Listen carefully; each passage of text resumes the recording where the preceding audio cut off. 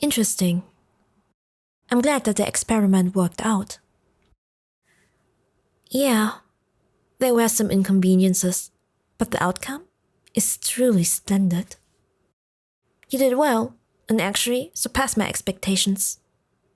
It was refreshing to see that my calculations ran correct this time. Of course, inconveniences always needs to be considered when we do the test with our subjects. And it is good to see when we can avoid drastic measures. But for the sake of science, sacrifices always needs to be made. I'm coming off cold, right? For progress, I cannot let my feelings hinder my way. The success of an experiment means everything. Indecisiveness can lead to mistakes, and mistakes can worst case cost our lives. We both know that hesitation can lead to our demise. Of course, it can't be avoided, but we can at least minimize the damage that it can cause. I guess.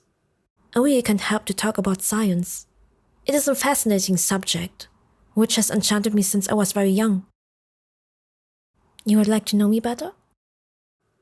Believe it or not, I actually do enjoy good company once in a while. I just don't talk much when we work because I have to stay focused. Yeah, you're right. This is not a good place to continue to talk. So, do you want to join me for a tea? Our work might keep us busy and also robs us of some sleep, but I think it is also important to take care of ourselves. So, what do you think? It does make sense. I do know how I come off to others, but I just decided to ignore it. Thinking about it, it's only distracting me on things I want to focus on. Simple as that? It is a waste of time to think about things which are not necessary, and also only clouds your mind with negativity. Some situations just don't have solutions. And I agree, it is hard to stay focused when things are out of our power. Though desperation and fear also makes us act. The outcome, though, it is left in question. I don't like to act irrational because it perhaps causes me to do things which I regret later. It would be troublesome if things get out ugly due to my incapability to control myself. Good questions. I just don't know how it feels. Or I just cannot tell how it is. I prefer to keep them in a level where I can handle them. To calm myself down. To do what I love. Take a walk, play music. I have some tea sessions in time between from work. It's been a while since I shared tea with someone and had a nice chat with. You have my gratitude. I do love our work. So, sometimes it gets in my head and it is common for scientists to neglect their social life. I'm glad that I have assistants like you. You always take me back to the ground when I get way too absorbed, and it helps me a lot. I guess we do make a good fit together. And I do hope that we will be able to break through with our research and also sate my thirst for new discoveries. Your jokes are really amusing, but I like them.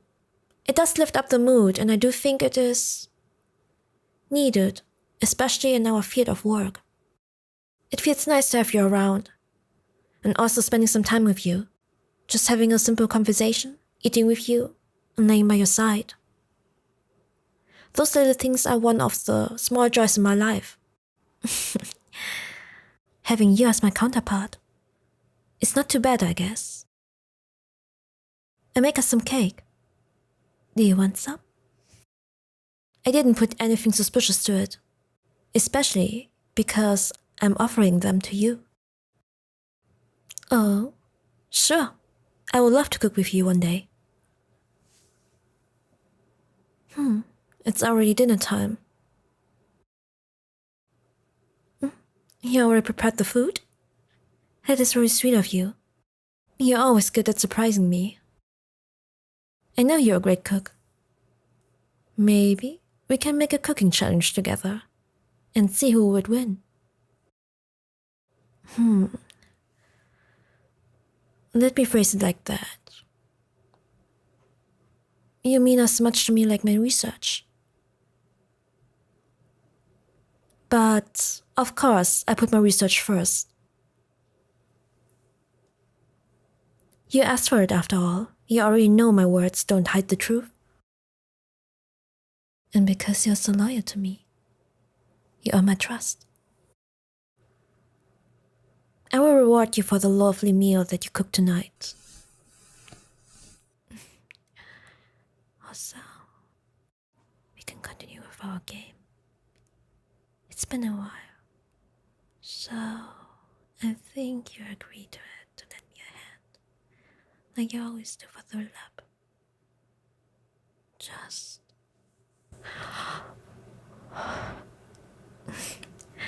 I'm looking forward to it.